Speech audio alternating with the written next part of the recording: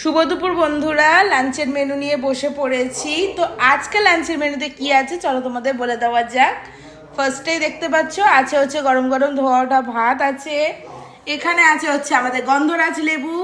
এখানে আছে হচ্ছে আমাদের আছে হচ্ছে বিউলির ডাল। ঠিক আছে, বিউলির ডালটা কী দিয়ে হয়েছে বলে দিচ্ছি।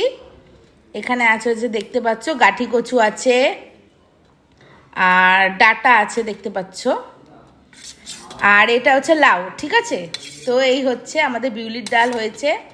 এ দেখো ঘন ঘন একদম বিউলির ডাল হয়েছে, দেখেছো? এ দেখো ঘন ঘন বিউলির ডাল হয়েছে।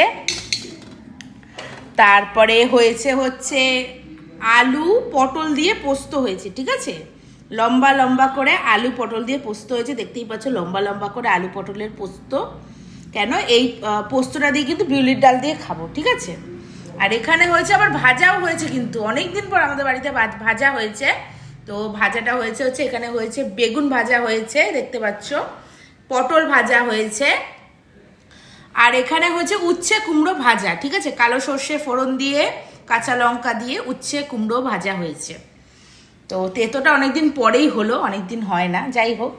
আর এখানে হয়েছে আমার ফেভারিট বিটরুট রায়তা। ঠিক আছে, তো এই হচ্ছে আমাদের লাঞ্চের মেনু।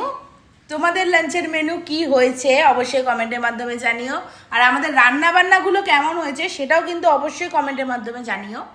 জানাতে কিন্তু একদমই ভুলো না। ঠিক আছে, টাটা।